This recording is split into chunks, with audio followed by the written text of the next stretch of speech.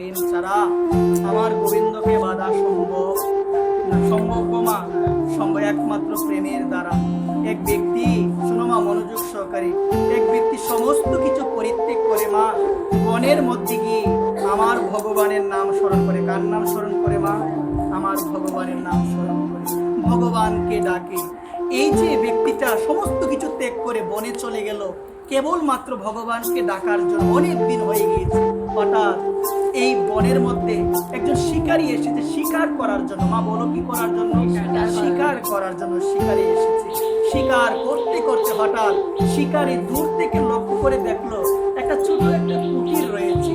শিকারী ভাবলো এত বড় একটা জঙ্গল বন, এই বনের মধ্যে এই ছোট কুটিরের মধ্যে কে তাকে একবার গিয়ে তাকে দেখে আসি। এই মনে ইচ্ছা নিয়ে সেই কুটিরের মধ্যে গেল। গিয়ে দেখে একজন ব্যক্তি সে কাকে জানে স্মরণ করছে, কার নাম যেন সে করছে। হঠাৎ সেই শিকারী বলল, বাবা আপনি এই গভীর অরণ্যের মধ্যে আপনি কেন পড়ে আছেন? আপনার তো ক্ষতি হতে পারে। বলছে, বাবা এই অরণ্যে এসেছে আমি সমস্ত কিছু পরিত্যাগ করে। বলছে, বাবা কেন এসেছে এই অরণ্যের মধ্যে? তখন সে চিন্তা করলো, যার যেমন মন তাকে তেমন ভাবেই বোঝাতে হয়। তাকে যদি শাস্ত্রের কথা বলি সে নাও বুঝতে পারে, সে যেহেতু শিকারী, তাকে তার মতো করে আমি উত্তরটা দিই। বলছে, বাবা তুমি যেমন শিকার করে ঘুরে বেড়াও বাবা, তেমন আমিও এসেছি শিকার করার জন্য। বলছে, আপনি কি আপনার শিকারটা পেয়েছেন? বলছে, না রে বাবা এখনো পাওয়া হয় নাই। বলছে, আমি আমার জীবনে যেটাকে চিন্তা করেছি সেটাকে স্বীকার করেছি, একটাবার আপনি আমাকে বলেন আমি স্বীকার করে দিব। সাধুর মনে আসি, আরে ওকে তো এভাবে পাওয়া যায় না রে। সাধুর মনে আসি, ওকে তো এভাবে পাওয়া যায় না। মনে মনে ভাবলো ওকে পেতে গেলে ভালোবাসা দরকার, প্রেম দরকার।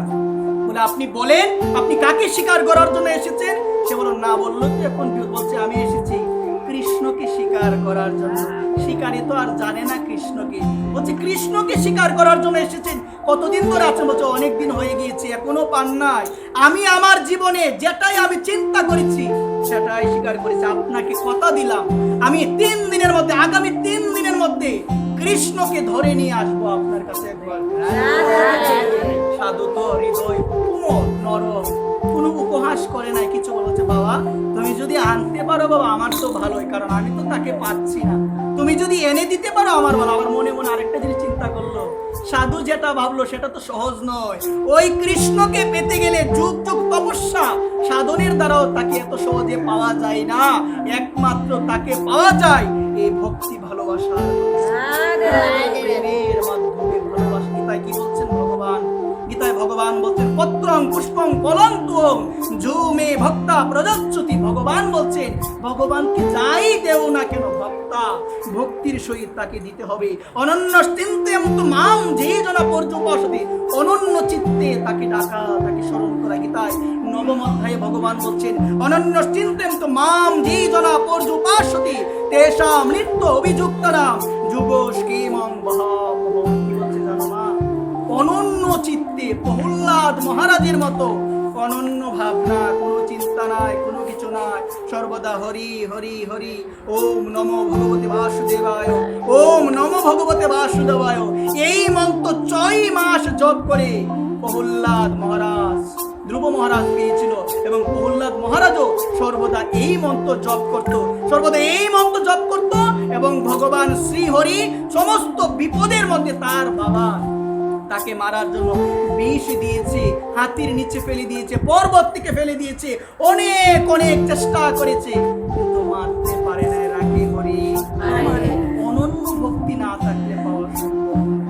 আজকে শিকারী বলল যে আমি এনে দিতে পারবো, 3 দিনের মধ্যে চলে গেল। শিকারী সারাটা বন খুঁজলো, ডেকে ডেকে কৃষ্ণ কোথায়, কৃষ্ণ কোথায়। একদিন হয়ে গেল, মনে মনে ভাবলো জীবনে যেটাই চিন্তা করেছি স্বীকার করব, সেটা আমি স্বীকার করেছি। আমার কেন জানি মনে হচ্ছে আমার একটা দিন চলে গেল, তাকে কি আমি পাবো না? দেখো এইভাবে চিন্তা করতে করতে কোনো কিছু আর গ্রহণ হয় না। প্রতিজ্ঞা করলো যতক্ষণ পর্যন্ত ওই কৃষ্ণকে না পাবো, যতক্ষণ পর্যন্ত কৃষ্ণকে না বন্ধনে আবদ্ধ করতে পারবো, কোনো কিছু গ্রহণ করবো না। একবার একদিন চলে গেল, 2 দিন চলে গেল, 3 দিন যখন হয়ে গেল, কথা দিয়েছিল 3 দিনের মধ্যে নিয়ে যাবে। 3 দিন হয়ে গিয়েছে গো মা, আজকে না চিন্তা করলো কৃষ্ণকে তো সে তো জানে না মা, পাওয়া যায়। দেখো মা, নাম অভ্যাস, শুধু নামের অভ্যাস করেছে, নাম কৃষ্ণ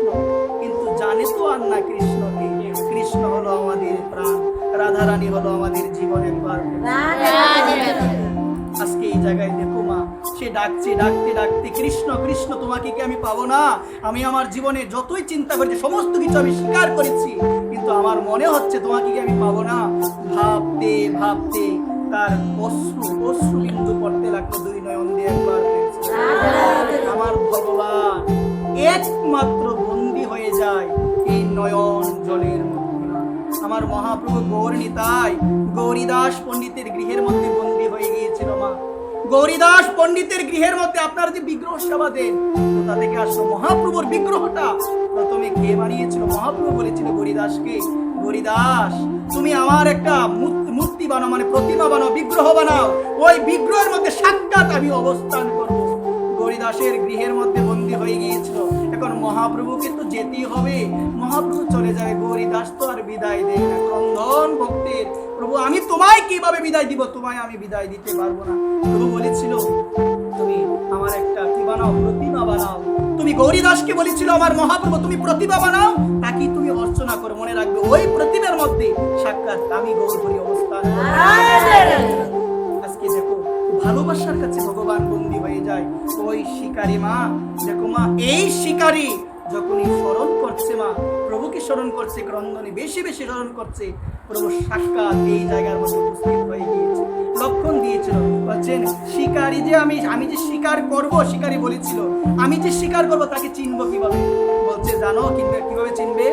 মাটি হলো ময়ূর উচ্চ চূড়া, গলে হলো বনমালা, হাতে তার কি গো মোহনবাসী, হাতে কি গো সবাই বলো, আর পায়ের মধ্যে চরণে হলো নূপুর মণি। এই হলো কৃষ্ণ।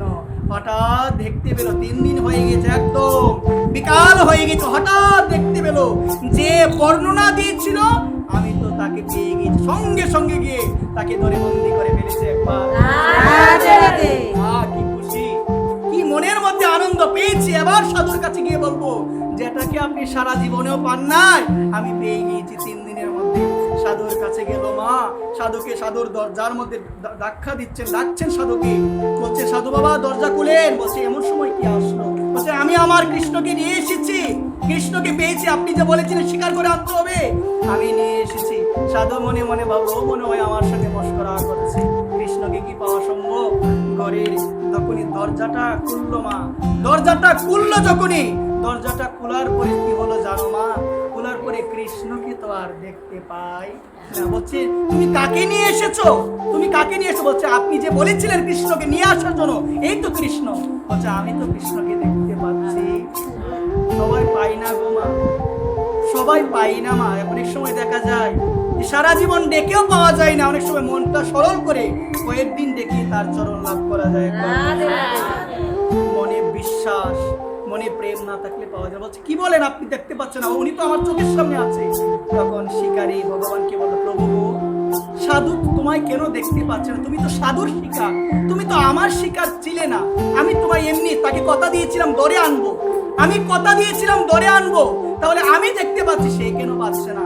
তখন ভগবান বলল শিকারী তোমার মতো প্রেম বিশ্বাস তার মধ্যে নাই, তোমার মতো প্রেম বিশ্বাস নাই, যার মধ্যে প্রেম বিশ্বাস নাই সে আমায় দেখতে পাই না।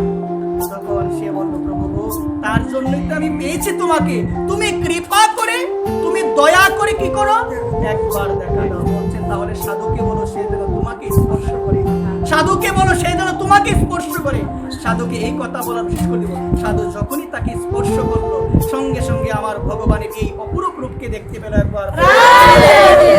আমার ভগবানের এই রূপকে সে দেখতে পেল। সকলের চরণে আমি অধম বিনম্র নিবেদন করে বলবো মা, যে সাধু তপস্যা করে গেল ডেকে গেল পাই নাই, আজকে পেল কে? শিকারী। বিশ্বাস, প্রেম, ভালোবাসা। আজকে ভগবানকে দেখতে পাওয়ার পরে চরণে পড়ে গিয়েছেন, ক্রন্দন করছে মা, ক্রন্দন করছে। শিকারী সারাটা জীবন ডাকলাম, আমার হয়নি বিশ্বাস, তুমি আমাকে কৃপা করো শিকারী, তুমি আমাকে কৃপা করো। আজকে তোমার জন্য আজকে আমি পেয়েছি। এই জন্যই তো বলে অনেক সময় গুরুদেব পাইনি শিষ্য পেয়ে যায়।